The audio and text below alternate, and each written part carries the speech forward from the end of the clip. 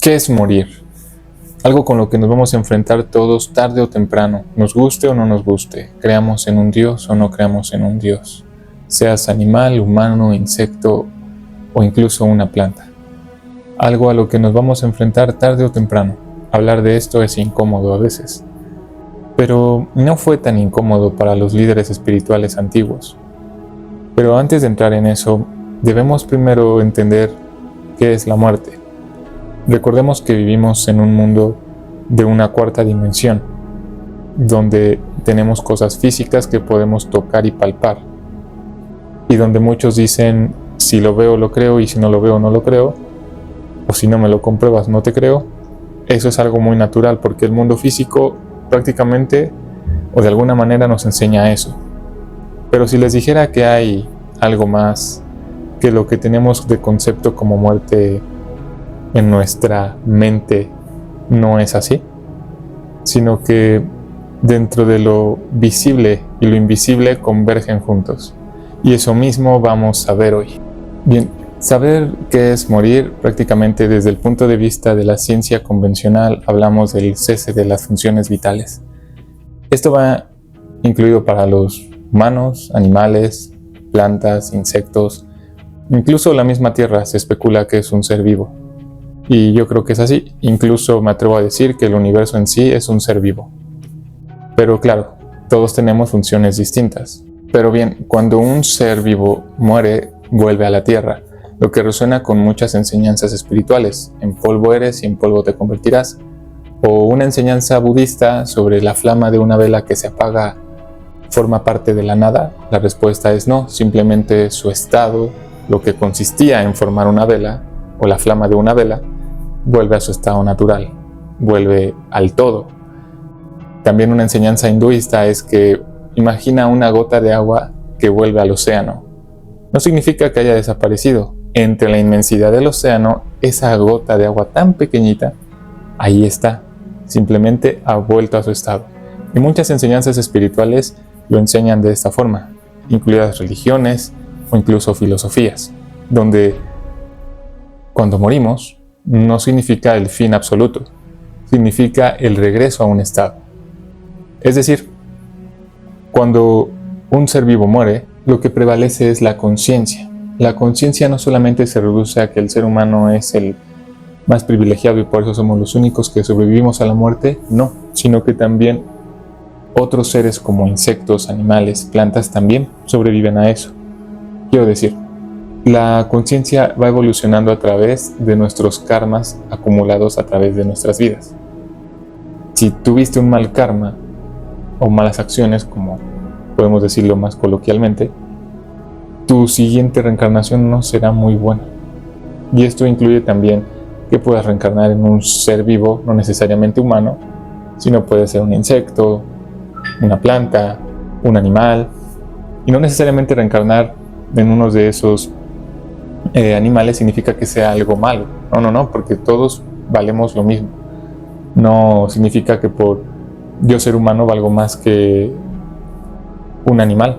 No, todos valemos lo mismo. De hecho, la mayoría de religiones y enseñanzas ancestrales enseñan que hay que tener compasión hacia todos los seres, por lo que la conciencia máxima de la que puede salir del retorno de reencarnación llamado samsara es la humana. En los textos gnósticos de los evangelios no incluidos en el canon bíblico se habla de la reencarnación. Por alguna razón ganaron los textos canónicos, que son Mateo, Marcos, Lucas y Juan.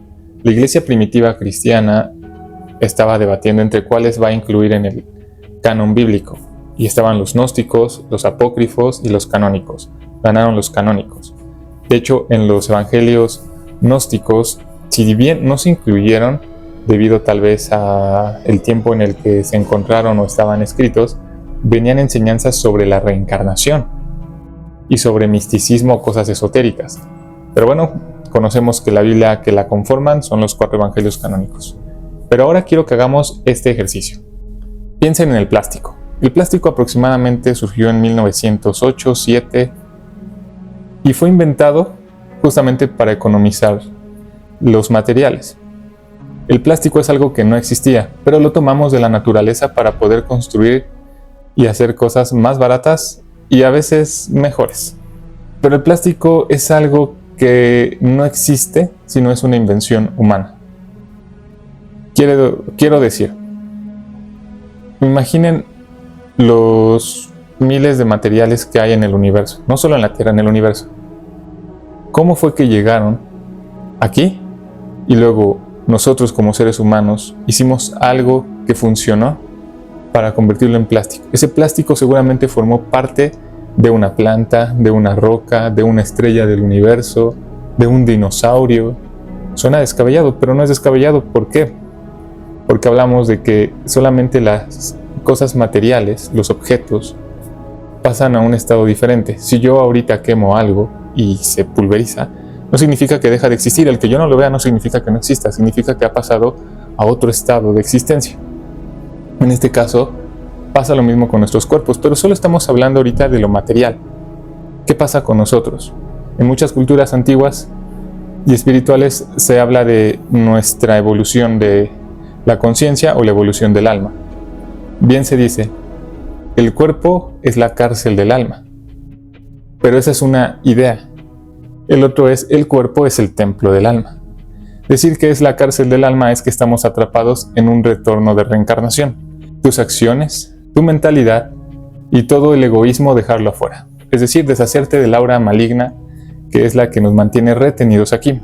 Y por otro lado tenemos que el cuerpo es el templo del alma, por lo cual cualquier información, alimento o pensamiento que esté en tu cuerpo es como estará tu templo, así que procuren cuidarlo, y tras morir la recompensa será tan grande que será difícil de imaginar, y en eso coinciden todos los líderes espirituales. Así que no es que haya una religión correcta, todas van a lo mismo, por lo cual solamente falta ver sus enseñanzas de los grandes líderes que he mencionado varias veces, Krishna, Mahoma, Jesús, Buda, y no tenían malicia en sus enseñanzas. De hecho, siempre dicen que hay que hacer las cosas desinteresadamente, sin esperar nada a cambio. Eso es por un punto, pero ahora muchos de ustedes pueden decir, bueno, a mí me gustan las pruebas científicas. Bien, yo no soy un científico, me gusta la ciencia, y hay bastantes científicos que ya empiezan a concordar en que este tipo de sucesos, a lo que nosotros espiritualmente llamamos alma, espíritu, conciencia, va de la mano con la espiritualidad. La ciencia y la espiritualidad van a converger en algún momento. Pero antes de entrar en el punto final, vamos a ver qué es lo que hay y qué dicen ciertos científicos sobre esto y personas incluso que han tenido vivencias propias y nos han contado sus experiencias cercanas a la muerte, de reencarnación o incluso de cómo ha cambiado su vida después de haber tenido esas experiencias, porque ha cambiado significativamente.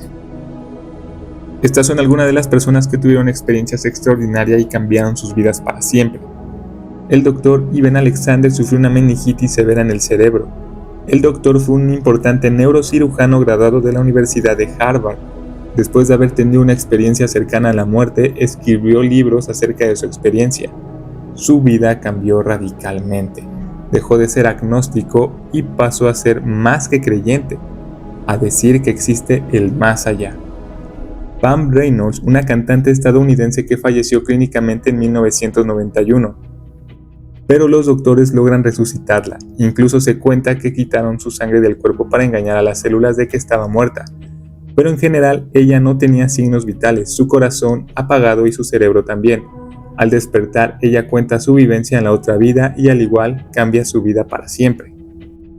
James Laninger cuenta su vida pasada como piloto de la Segunda Guerra Mundial, dando detalles muy exactos de quién fue e incluso cómo falleció.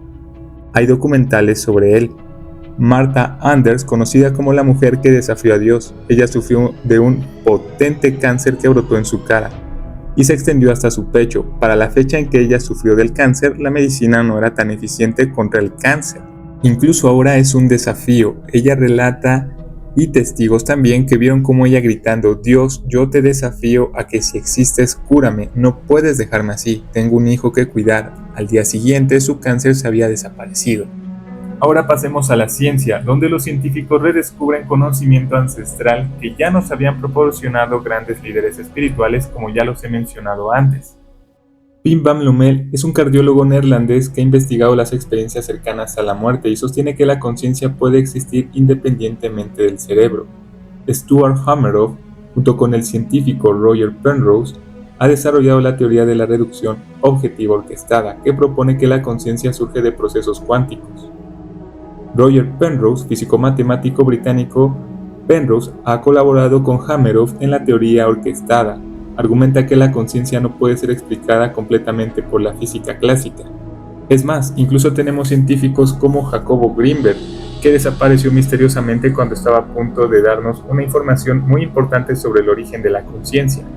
Pero actualmente también tenemos a doctores como el Dr. Manuel Sáenz Segarra, que comenta que también la conciencia no es local. Este es desde el punto de vista científico. Para mí, necesitamos solamente nuestra fe. La fe es más importante.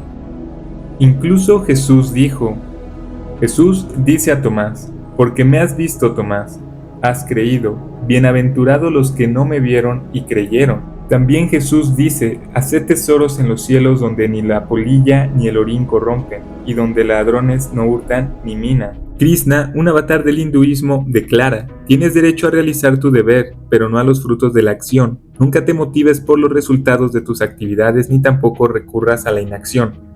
Aquí Krishna destaca la importancia de actuar de manera desinteresada en armonía con el Dharma, sin apegarse a los resultados materiales, que es un concepto parecido a hacer tesoros en el cielo. Desde esta perspectiva tenemos en cuenta que muchos líderes espirituales, como he mencionado en numerosas ocasiones, van al mismo punto, es enseñanza ancestral, y que todo aquí es transitorio, y como diríamos hoy en la actualidad, vamos a una nueva dimensión, pero ellos dirían, vamos a un nuevo reino.